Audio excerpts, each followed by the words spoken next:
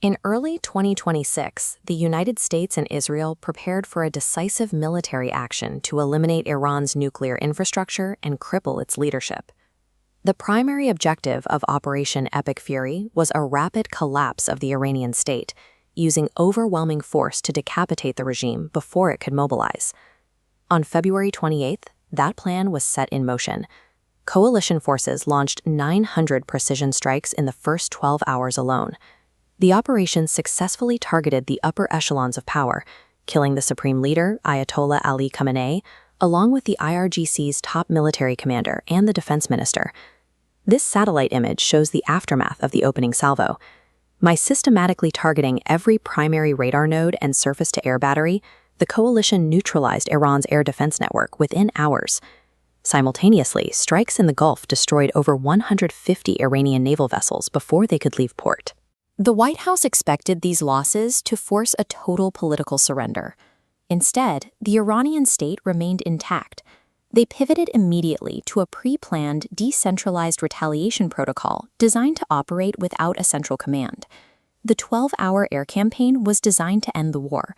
Instead, it triggered a 40-day cascade that pulled the entire global economy into the crossfire. Iran's response was immediate and widespread. From hidden underground missile cities, the IRGC launched thousands of ballistic missiles and cheap delta-wing drones toward coalition bases and Israeli targets. By March 1st, the conflict resulted in the first American military deaths. An Iranian strike hit an operations center at a civilian port in Kuwait, killing U.S. troops and sparking a surge in regional panic. This map shows the immediate bottleneck. As maritime insurance premiums surged, global shipping lines suspended all routes. Within days, the Strait of Hormuz closed. By weaponizing the strait, Iran sent expanding rings of economic disruption, triggering a worldwide supply chain crisis. This diagram compares the financial cost. A single Iranian Shahed drone costs roughly $50,000 to manufacture. To stop them, U.S. forces use interceptor missiles costing millions of dollars each. It was a war of attrition the coalition could not sustain. By mid-March, the conflict shifted to critical energy infrastructure. Seeking to drain Tehran's revenue, Israel launched a strike, igniting Iran's massive South Pars gas field. Iran retaliated by striking the Ras Laffan LNG hub in Qatar. The attack crippled the plant's export capability, removing 17% of Qatari liquid natural gas from the daily global market. This data visualization tracks the surge in global energy prices. Brent crude oil prices spiked vertically to $119 a barrel, while European natural gas prices rocketed by 33%. U.S. tech stocks began a steep decline as analysts warned that a collapse in petrodollar recycling could burst the domestic AI bubble. The mathematics of the conflict had shifted. Iran's core strategy became evident. As long as the regime remained intact, it could use its survival to inflict cascading costs on the United States and its partners. By late March, the pressure on Washington was peaking. President Trump proposed a 15-point peace plan, demanding the total dismantling of Iran's nuclear program and the reopening of the strait. Tehran dismissed the proposal as ridiculous. Seeking a way out of the stalemate, the Pentagon prepared a high-risk contingency.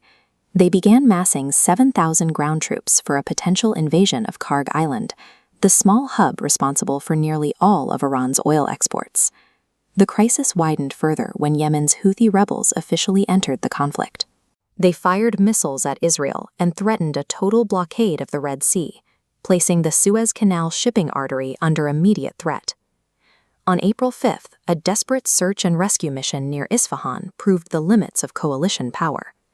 An attempt to recover a downed pilot deep inside Iran resulted in mechanical failures and transport craft taking heavy fire from Iranian special forces. By the end of Week 5, the United States was caught in a geopolitical trap. It could either escalate into a full-scale ground invasion of a hostile nation, or accept the terms of a humiliating diplomatic retreat.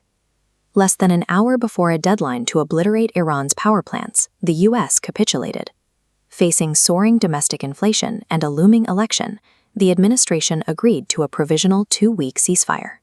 Brokered by Pakistan, Iran tentatively agreed to allow ships back into the Strait of Hormuz, but only under the direct military coordination of the Iranian Navy.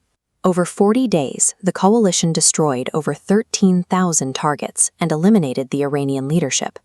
But by failing to collapse the regime, the United States suffered a strategic defeat that left the global economy permanently altered. Iran successfully weaponized its own decades-long exclusion from the global economy. Because its regime had already been cut off from international banking and trade, it had no stake in preserving the systems it chose to attack. The true victors were rival powers like Russia and China. They watched as U.S. missile magazines were drained, and NATO allies refused to assist with the blockade, fearing the same economic pain that had already crippled the Gulf states. The enduring lesson of the 2026 war is that in an interconnected world, an adversary doesn't need to win on the battlefield to defeat a superpower. They only need to survive to hold the global economy hostage.